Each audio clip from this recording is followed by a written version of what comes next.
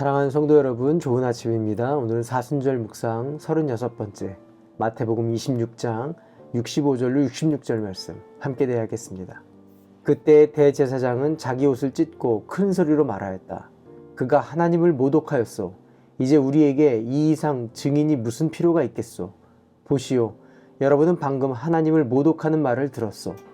여러분의 생각은 어떠하오? 그러자 그들이 대답하였다. 그는 사형을 받아야 합니다. 겟세마네 기도 후에 예수님은 대제사장들과 장로들의 무리와 함께 오는 유다를 보게 됩니다. 유다가 예수님께 와서 입을 맞추고 예수님을 붙들고 가려고 할 때 베드로가 나서서 그들 중에 한 사람을 칼로 내려칩니다.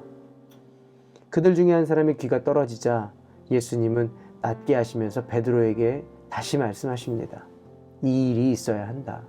그렇지 않으면 하나님의 말씀을 이룰 수 없다. 그들에게 잡혀가시고 또 제자들은 모두 도망하게 됩니다. 이미 사내들인 공회가 소집되었고 예수님을 고발하기 시작합니다. 그러나 마땅히 예수님을 고발할 증거를 찾지 못하자 대제사장은 예수님께 하나님의 아들인 것과 그리스도인 것을 증명해 보이라고 말합니다. 이때 예수님이 대답하십니다. 당신이 말하였소. 그러나 내가 당신들에게 다시 말하오. 이제로부터 당신들은 인자가 권능의 보좌의 오른쪽에 앉아 있는 것과 하늘 구름을 타고 오는 것을 보게 될 것이요.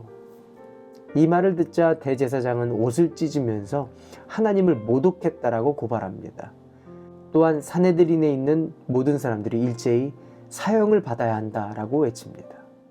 본문은 겟세마네 기도부터 십자가를 지시기까지 계속해서 하나님의 뜻만을 향해 모든 것을 버리시는 한결같은 예수님을 보게 됩니다.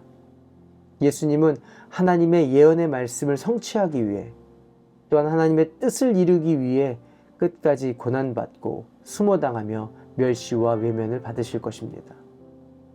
오직 하나님의 뜻과 말씀. 하나님이 세상을 이처럼 사랑하사 독생자를 주셨으니 이는 저를 믿는 자마다 멸망하지 않고 영생을 얻게 하려 하심이라. 그는 실로 우리의 질고를 지고 우리의 슬픔을 당하였거늘 우리는 생각하기를 그가 징벌을 받아 하나님께 맞으며 고난을 당한다 하노라. 그가 찔림은 우리의 허물 때문이요 그가 상함은 우리의 죄악 때문이라. 그가 징계를 받음으로 우리는 평화를 누리고 그가 채찍에 맞음으로 우리는 나음을 받았도다. 주님께서 십자가를 지심으로 허락된 생명을 저와 여러분이 살고 있습니다. 그리스도의 사람이며 그리스도를 따르는 사람으로 주신 은혜입니다. 또한 그를 따르는 자들에게 동일하게 하나님의 말씀과 뜻이 있습니다. 사순절을 보내는 또한 부활절을 맞이하는 저와 여러분에게 주시는 말씀입니다.